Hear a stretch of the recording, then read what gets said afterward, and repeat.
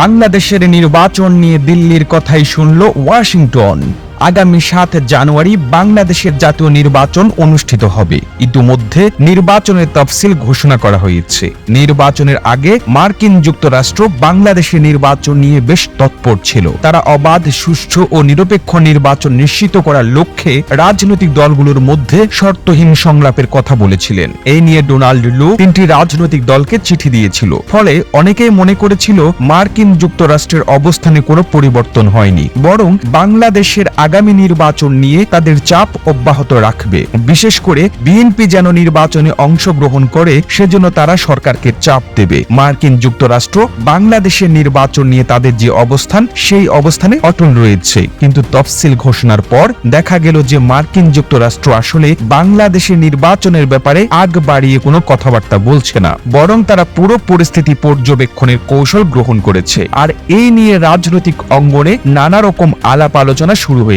কূটনৈতিক মহল মনে করছে গত ১০ নভেম্বর দিল্লিতে জয়শঙ্কর এবং অ্যান্থনি ব্লিংকেনের মধ্যে যে বৈঠক হয়েছে, সেই বৈঠকের সূত্র ধরেই কি মার্কিন যুক্তরাষ্ট্র পাল্টে গেল?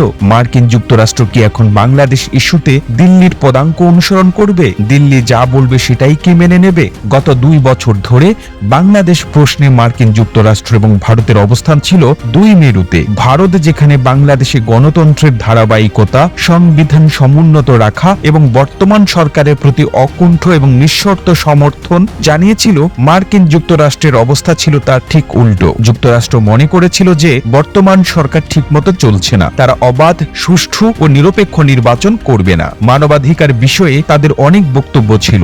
সবকিছু মিলিয়ে মনে হচ্ছিল যে মার্কিন যুক্তরাষ্ট্র বোধ হয় বর্তমান সরকারের বিরুদ্ধে একটি অবস্থান নিয়েছে। যদিও মার্কিন যুক্তরাষ্ট্রের পক্ষ থেকে একাধিকবার বলা হয়েছে যে তারা কোনো বিশেষ রাজনৈতিক দলের পক্ষে বা বিপক্ষে নয়, বরং তারা বাংলাদেশের গণতন্ত্রের বিকাশ দেখতে চায়, একটি অবাধ, সুষ্ঠু ও নিরপেক্ষ নির্বাচন দেখতে চায়। কিন্তু তাদের অবাধ, নিরপেক্ষ নির্বাচনের আকুতি অনেকটাই ক্ষমতাসীন দলের বিরুদ্ধে অবস্থান বলে অনেকের কাছে চিত্রিত হচ্ছিল। বিশেষ করে ঢাকাস্থ মার্কিন রাষ্ট্রদূত যখন বিএনপির কর্মসূচির ব্যাপারে উদ্বেগ, উৎকণ্ঠা জানাচ্ছিল, তখন অনেকেই মনে করেছিলেন যে মার্কিন যুক্তরাষ্ট্র বোধ হয় এই সরকারকে চায় না। বিভিন্ন দেশে মার্কিন যুক্তরাষ্ট্র যেভাবে তাদের অপছন্দের সরকারকে ক্ষমতা থেকে নানা কৌশলে হটিয়ে দেয়, বাংলাদেশের ক্ষেত্রেও তেমন একটি ঘটনা ঘটবে। কিন্তু এই সব চাপ সহ্য করে সরকার একটা নির্বাচনে কঠিন সিদ্ধান্ত গ্রহণ করে। এই নির্বাচনের সিদ্ধান্তের পর এখন পর্যন্ত মার্কিন যুক্তরাষ্ট্র এর বিরুদ্ধে কোনো নেতিবাচক মন্তব্য করেনি। অনেকে কূটনৈতিক বিশ্লেষক মনে করছে যে